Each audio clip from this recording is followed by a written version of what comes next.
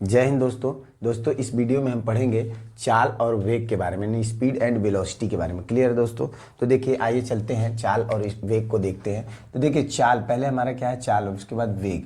तो देखिए चाल क्या होता है, पहले चाल के बारे में समझते हैं, ठीक है ना। तो देखिए चाल होता है किसी गतिमान वस्तु द्वारा एकांक समय में चली गई दूरी को चाल कहते हैं। क्लियर है दोस्तों? यानी एकांक समय में चली गई दूरी को क्या कहते हैं? चाल कहते हैं। यानी कि चली गई दूरी, बात समझिए दोस्तों, क्या हुआ? चली गई क्या है?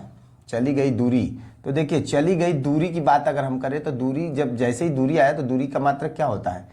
मीटर। अब चाल बराबर हमारा क्या होता है? देखिए चाल बराबर अगर हम देखें तो चाल को किससे डिनोट करते हैं? यू से। चाल बराबर होता है हमारे पास दूरी बटे क्या होता है दोस्तों? समय होता है। क्लियर है? दूरी बटे समय होता है, यानी किसी निश्चित समय अंतराल की बात करा है, ठीक है ना। तो देखिए इसका अगर हम मात्रक की बात करें तो मात्रक क्या बन जाएगा दोस्तों? देखिए दूरी का मात्रक क्या होता है? दूरी का मात्रक हमारे पास क्या होता है? मीटर होता है। क्लियर दोस्तों? तो इसका मात्रक मीटर हो गया। समय का मात्रक क्या होता है? सेकेंड होता है। तो ये हमारा बन जाएगा मीटर प्रति सेकेंड बन जाएगा। क्लियर है दोस्तों? अब देखिए चाल जो होता है वो हमारा क्या होता है? अदिश राशि होती है। क्या होता है दोस्तों? अदिश राशि। चाल हमारा अदिश राशि होता है। क्लियर है दोस्तों? अब चाल देखिए, चाल क्या होता है? सदैव चाल धनात्मक होता है। चाल जो है, चाल सदैव धनात्मक होता है दोस्तों, ठीक है ना। धनात्मक होता है। क्लियर है दोस्तों? चाल सदैव धनात्मक होता है। अब देखिए चाल के बारे में समझ लिए। चाल क्या होता है? चाल किसी भी गतिमान वस्तु द्वारा एक निश्चित समय में चली गई दूरी क्या होता है? चाल कहलाता है। क्लियर है? और उसके बाद क्या है? निश्चित समय यानी एकांक समय की बात कर रहे हैं। क्लियर दोस्तों? चाल बराबर क्या होता है? दूरी बटे समय होता है, यानी इसका मात्रक की बात करें तो मीटर प्रति सेकेंड होता है। क्लियर है दोस्तों? देखिए अदिश राशि है ये। चाल क्या है? अदिश राशि। इसमें क्या होता है? केवल परिमाण होता है। क्या होता है दोस्तों? परिमाण होता है, लेकिन दिशा नहीं होता है। दिशा नहीं होने के कारण क्या है? ये अदिश राशि। क्लियर है दोस्तों? चाल सदैव क्या होता है? धनात्मक होता है, कभी भी ऋणात्मक नहीं हो सकता। क्लियर है? अब आइए वेग के बारे में देखते हैं, ठीक है दोस्तों। वेग क्या होता है? तो देखिए अगर हम वेग की बात करें तो वेग क्या होता है? देखिए वेग होता है किसी गतिमान वस्तु द्वारा किसी समय अंतराल में तय किया गया विस्थापन। क्लियर है दोस्तों? तय किया गया विस्थापन क्या कहलाता है? वेग कहलाता है। तो वेग बराबर क्या हो गया? वेग को किससे डिनोट करते हैं? भी से, ठीक है ना। वेग बराबर क्या हो गया जाएगा हमारा? विस्थापन बटे क्या होता है? समय अंतराल होता है। क्लियर दोस्तों?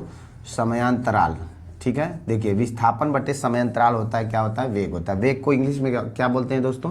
वेलोसिटी बोलते हैं। क्लियर है? याद रखिएगा। तो देखिए अब विस्थापन को किससे डिनोट करते हैं? तो ये क्या होता है? एक दूरी होता है। क्लियर है? तो एस से डिनोट करते हैं, समय अंतराल जो टी से डिनोट करते हैं। तो इसका मात्रक क्या बन जाएगा? देखिए विस्थापन हमारा क्या होता है? एक दूरी है एक।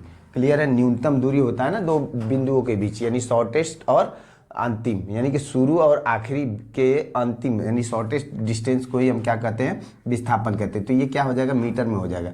और समय किस में लेना है? सेकंड में लेना है। क्लियर है दोस्तों? तो इसका मात्रक क्या बन जाएगा? मीटर प्रति सेकंड बन जाएगा, ठीक है।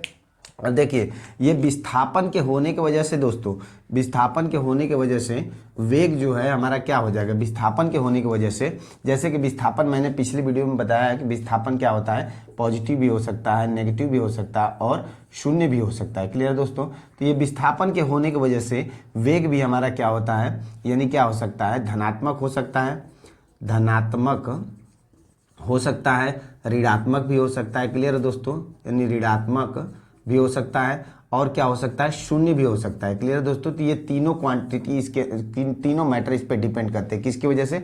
विस्थापन की वजह से। क्लियर है दोस्तों?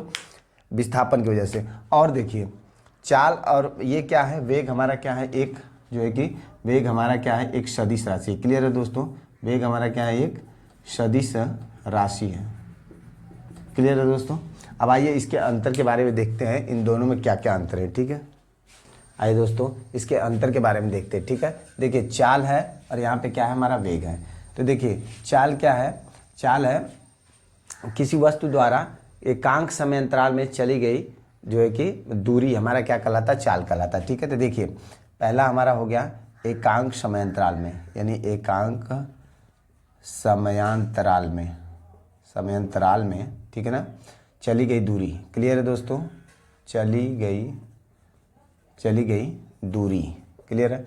लेकिन अगर हम विस्थापन की बात करें तो ये क्या हो जाएगा, देखिए एकांक समय अंतराल में क्या है, चला गया विस्थापन, ठीक है, यानी कि एकांक समयांतराल में, ठीक है दोस्तों, समयांतराल में तय किया गया विस्थापन, ऐसे लिख सकते हैं, ठीक है, तय किया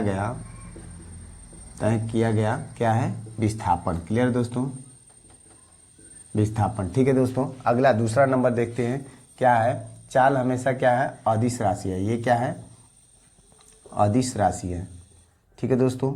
इसमें दूसरा अगर देखते हैं, सॉरी ये पहला था, अगर दूसरा देखते हैं तो देखिए ये अदिश है और ये क्या हो जाएगा, हमारा वेग सदिश राशि है। क्या है ये, सदिश राशि है। क्लियर दोस्तों, सदिश राशि है, ठीक है।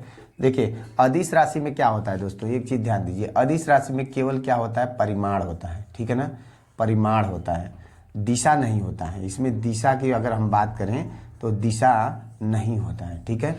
लेकिन अगर इसकी बात करें तो इसमें क्या होता है, परिमाण भी होता है, ठीक है ना, परिमाण यानी मैग्नीट्यूड, ठीक। क्लियर दोस्तों, परिमाण यानी क्या होता है, मैग्नीट्यूड यानी संख्यात्मक मान, ठीक है, परिमाण हो गया, उसके साथ साथ दिशा यानी डायरेक्शन भी दिया रहता है। क्लियर है दोस्तों, इसमें दोनों रहता है, ठीक है।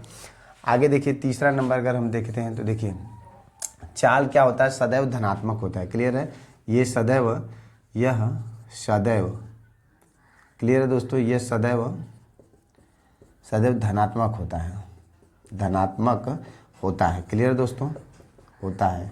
लेकिन ये क्या होता है, देखिए अगर इसकी हम बात करें तो ये होता है हमारे पास यानी धनात्मक, यह क्या होता है यानी धनात्मक, ठीक है, ऋणात्मक तथा शून्य भी हो सकता है। क्लियर दोस्तों, तथा शून्य भी हो सकता है, क्लियर दोस्तों, शून्य भी हो सकता है। लेकिन अगर हम चौथा बात करें, देखिए चौथी बात करें चाल के बारे में तो देखिए चाल हमारा क्या होता है, चाल बराबर क्या होता है, देखिए चाल बराबर होता है हमारे पास, चाल को हम किससे डिनोट करते हैं, चाल को हम यू से डिनोट करते हैं। क्लियर दोस्तों, चाल बराबर होता है हमारे पास दूरी बटे क्या होता है, समय होता है। क्लियर दोस्तों, दूरी बटे समय होता है। तो दूरी को किससे डिनोट करते हैं, डी से, और समय को किससे, टी से। तो इसका मात्रक क्या बन जाएगा यही दोस्तों, देखिए इसका मात्रक क्या बन जाएगा, ये मीटर प्रति सेकेंड हो जाएगा। क्या हो जाएगा, मीटर प्रति सेकेंड हो जाएगा। क्लियर दोस्तों, देखिए आगे इसमें अगर चलते हैं चौथा नंबर तो देखिए इसमें क्या हो जाएगा, अगर वेग बराबर देखें तो वेग का क्या फॉर्मूला बनता है, वेग को हम किससे, v से डिनोट करते हैं। क्लियर दोस्तों, वेग बराबर हो जाएगा हमारे पास विस्थापन बटे समय अंतराल। देखिए विस्थापन को डेल्टा एस से डिनोट करते हैं यानी एस से, ठीक है। विस्थापन बटे क्या हो जाएगा, समयांतराल होता है। क्लियर दोस्तों, समयांतराल, क्लियर है। देखिए विस्थापन बटे समय अंतराल होता है वेग, यानी हम वेग को जब भी मापना होगा तो विस्थापन बटे समय से मापेंगे, लेकिन अगर चाल को मापना होगा तो ये क्या होता है, दूरी बटे समय से मापेंगे। क्लियर दोस्तों, होता है।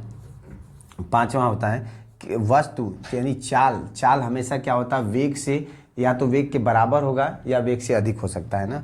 तो देखिए यह वेग के, ठीक है ना, वेग के बराबर हो सकता है, क्लियर दोस्तों, साफ नहीं दिख रहा है तो ऊपर बता दे रहा हूँ। देखिए चाल क्या होता है, यह वेग के यानी वेग के बराबर हो सकता है, क्लियर दोस्तों, हो सकता है, या उससे अधिक होगा, क्लियर दोस्तों, या उससे क्या होगा, अधिक होता है, ठीक है। लेकिन अगर हम, ये पांचवा नंबर है, लेकिन अगर हम इसकी बात करते हैं किसकी, वेग की, तो देखिए अगर हम वेग की बात करें तो वेग क्या होता है, या तो ये वेग से के बराबर हो या तो चाल के बराबर होगा। देखिए यह चाल के बराबर हो सकता है, ठीक है ना, चाल के बराबर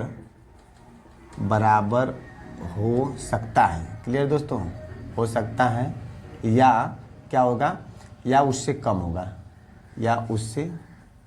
क्लियर है दोस्तों। देखिए अब ये या तो वेग जो है क्या है, चाल के या तो बराबर होगा या उससे कम होगा, लेकिन चाल सदैव क्या होता है, वेग से अधिक हो सकता है या उसके बराबर हो सकता है। क्लियर दोस्तों, तो इसको ऐसे भी लिख सकते हैं कि यानी कि चाल, ठीक है ना, देखिए चाल या तो अधिक होगा या बराबर होगा, किससे, वेग से। क्लियर दोस्तों, तो ये ग्राफ भी से ही समझ सकते हैं। क्लियर दोस्तों, तो आज के लिए सिर्फ इतना ही, धन्यवाद।